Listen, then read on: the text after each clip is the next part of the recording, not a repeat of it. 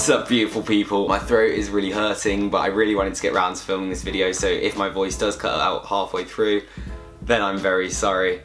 But I really wanted to get on with this video today because today is going to be Q&A day. I asked you guys a week or two ago in a video to send me your questions so that we could have a Q&A vlog. I'm going to ask for a little bit of your help. I want one of the next videos that I make to be a Q&A. I've had so many that I'm actually deciding that this, what I'm filming today, is going to be part 1, and there will be a part 2 coming out after this because I've had so many questions, so many good questions that I want to answer, and you guys know that I love speaking to you in the comments, replying to your messages anyway, and I want to do the same with these questions because I think that's really important.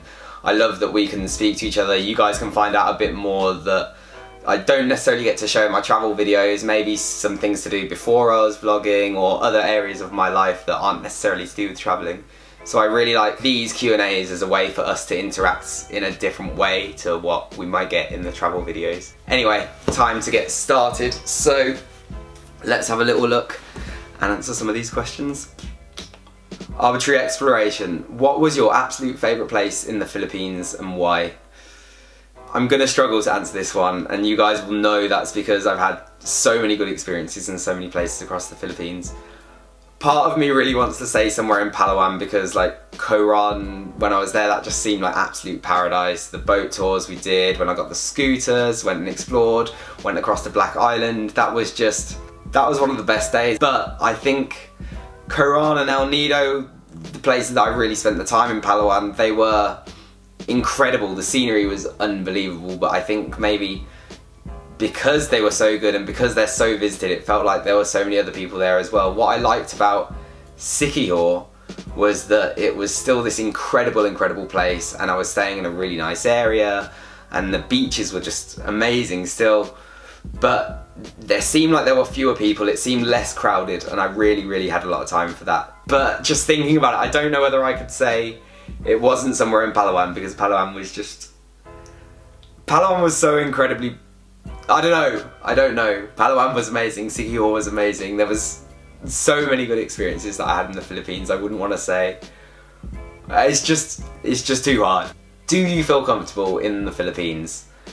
Yes. Well, not all of the time. I think part of the fun of backpacking and travelling around in countries different to your own is you're not always necessarily going to feel comfortable. So there were times on bus journeys. It's a busy bus. There were times when, well, there was the time when I fell off the scooter. I definitely didn't feel comfortable in those times, but I'd say 99% of the time I felt comfortable in that the people that I met were amazing and they put me at ease and they were just really nice to be around. And when you're chilling on a beautiful beach with a coconut in hand, it's hard not to feel comfortable. I love the Philippines. Sheila, can I clean your room? Yes.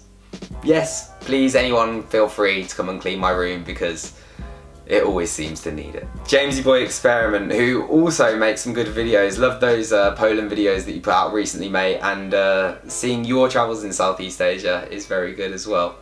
So you asked, do you have an ultimate bucket list destination and why? I find questions like this so hard because, especially when you travel and backpack a lot, you meet people from so many different countries who want to sort of tell you why their countries are so good, but you also meet a lot of travellers who've been to a lot of other places that look amazing if they show you pictures or they tell you stories, and it's so hard to pick just one place. The first thing that came to my mind was the Galapagos Islands. I think that's because it's somewhere that I've wanted to travel for a very long time. It's always held this allure of being quite difficult to get to and quite difficult to travel. And I think having seen it from a very early age on travel programs and things, I'm gonna go with Galapagos Islands, but there's just too many incredible places to choose from. What are your favourite food dishes you've eaten so far on your travels? I would say the one meal that stands out most to me, and probably the meal that, if people ask me what's your favourite meal you've ever had, this would probably be it, was when I was in France nearly 3 years ago visiting a very good friend of mine while she was teaching out there. We went for an incredible meal in a small town called Bourges, which was a lovely place. That whole trip, I think it was 5 days just before I handed my dissertation at uni in. That trip was incredible, and this meal just epitomised it. I'd had a couple of glasses of wine, we shared this platter for a starter, but really the thing that did best for me was the main course was this leg of lamb that was just so delicious with root veg and a wonderful like jus. That's the best meal I've ever had. I would say the country, it's so hard to choose between Thailand and Malaysia for the country whose food I love most, but Thai food, the curries, the pad Thai, minus the peanuts because of my allergy, that's maybe my favourite cuisine. But then when I think to somewhere like Georgetown, Penang, where the food was just incredible, it's so hard to pick a particular favourite, but that one meal in France has always stood out in my mind, and Malaysian and Thai cuisines are just so high. They are so high up there. Please share how you financially plan your trip to Asia. I'm currently in the process and have no idea what I'm doing. Please help. Alright, I feel like this is a topic for a whole nother video, so I wouldn't want to go too far, but I can see that Lyndon's asked how much did I spend for each island in the Philippines, including food, scooter, hostel, airfare and activities. I need a ballpark, please. Alright, so what I would say for me, when I go to Southeast Asia at least, I try and save about £250 a week for everything. That's your hostels, your scooters, your activities, your maybe an internal flight or anything like that. I save £250 a week.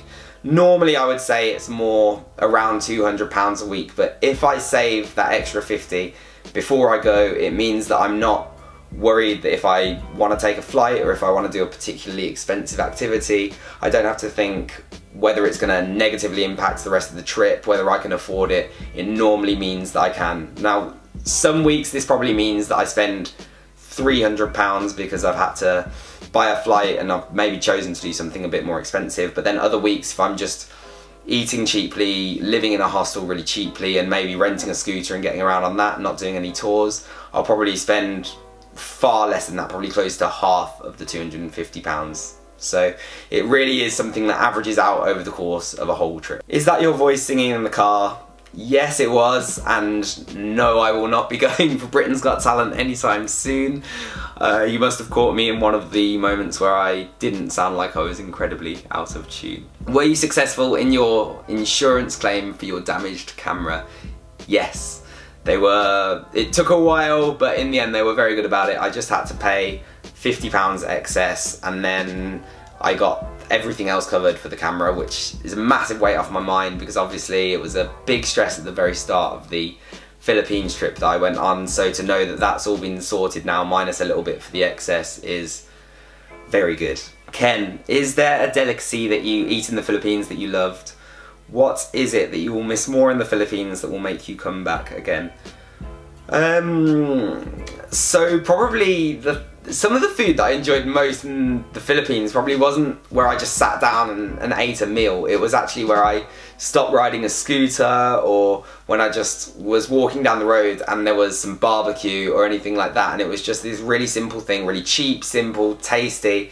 You just stop and maybe pay 10 or 15 or 20 pesos for something from the barbecue, and I would often go get maybe 4 or 5 things on the skewers, and then I would eat all of those and then go back again and get another 5 or another 10 because it was just so tasty and so cheap, and I just loved that. So I don't know whether you'd say that was a delicacy necessarily, but it was definitely one of my favourite things to eat while I was out in the Philippines.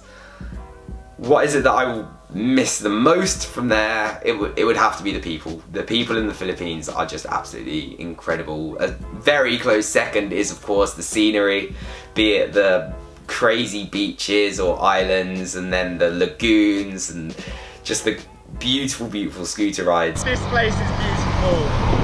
Jeez! But the people in the Philippines are just incredible. That's what I miss the most. That's what makes me want to go back most, and a very close second is the incredible scenery. Which country in Asia you love the most and find cheap to travel, and how much money you spent during your trip in the Philippines compared to other Asian countries you visited. In terms of whether I found it cheap to travel in the Philippines, I think I actually found it a little bit more expensive in some respects, because I did have to get more sort of internal flights, and the places that I stayed, because Palawan, for instance, when I was in Coron and El Nido, they were particularly touristy. It seemed that a lot of the time I was paying more for a meal, whereas elsewhere in Southeast Asia I might be used to paying £2 for a meal. I might pay £3, £4, £5 for a meal while I was in the Philippines. Now some of that was really good food as well, and I wasn't necessarily always going to the very cheapest place while I was in the Philippines, but I would say because of the need, not even the need, you could get ferries, but because I was on a shorter time schedule, I felt like I had a need to fly to places more often. Because of that, it did push the price up to maybe more than I was paying in other places in Southeast Asia. But then again, in Southeast Asia, it's always possible to live quite cheaply because you can just rent a scooter and go and explore, and that's a really cheap way to do it. The amount that I spent compared to other Asian countries, I would say it probably worked out to be similar-ish, maybe a little bit more expensive, but because on other trips I've been like with friends or other things, I've probably tended to drink a few more beers or spend a bit more money in that way, whereas I didn't drink too much or anything like that in the Philippines on this latest trip, so I guess I saved some money in that way, even though I spent a little more on travel and food.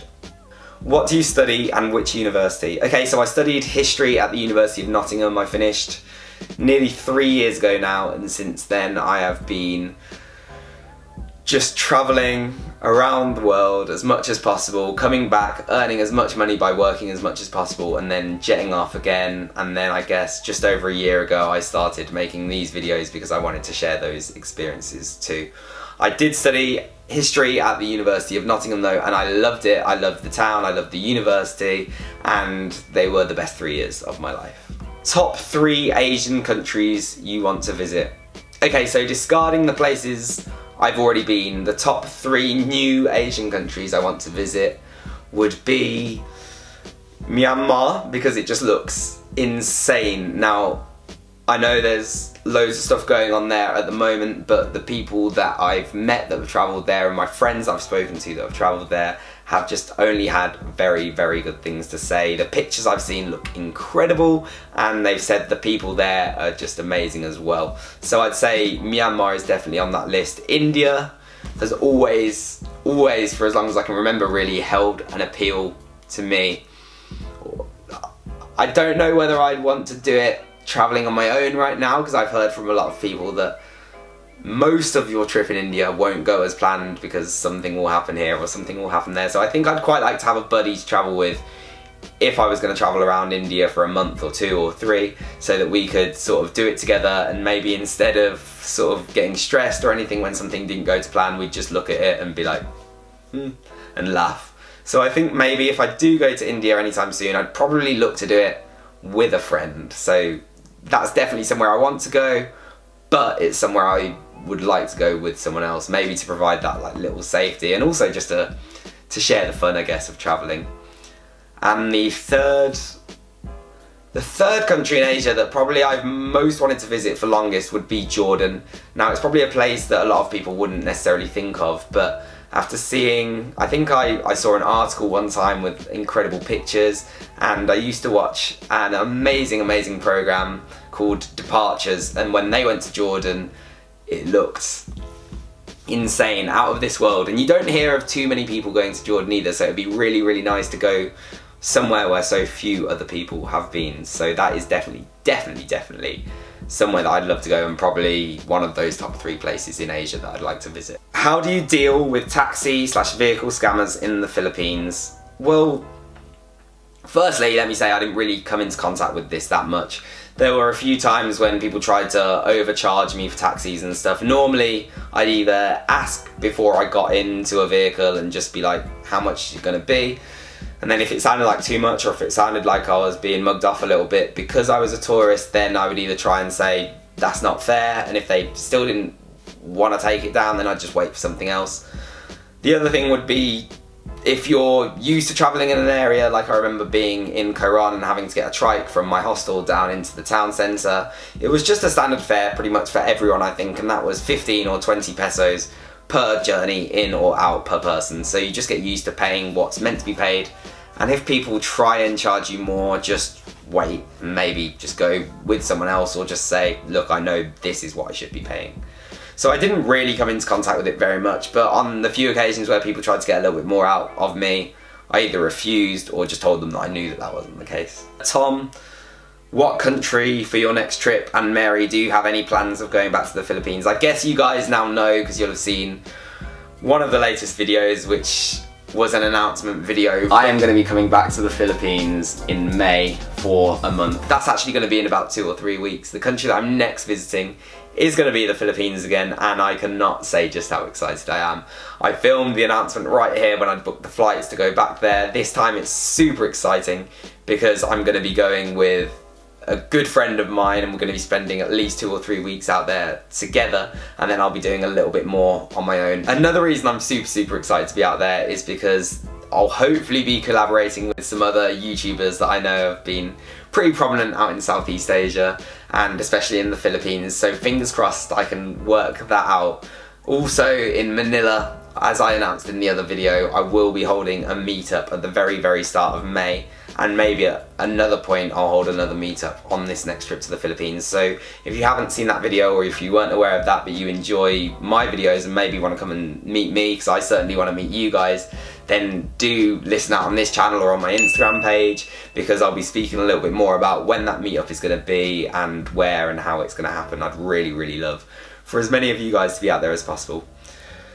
Anyway, I think that's going to finish up part 1 of this Q&A video, because my voice is really going, and that's been a really nice amount of very good questions. Thank you so much for giving me those questions to answer. There are a load more that I've been given on that video where I asked for questions for the Q&A, so there will be a part 2, as I said earlier, that's going to be coming out probably in the next video, in the next couple of days, and hopefully my voice will be a bit better by then. But I hope you've enjoyed this one. I hope you like the Q&A videos as a way of us guys getting to know each other a little bit better. Do let me know down in the comments what you've thought, and if you have any more. So thank you so much for watching. Big love. It feels good around here.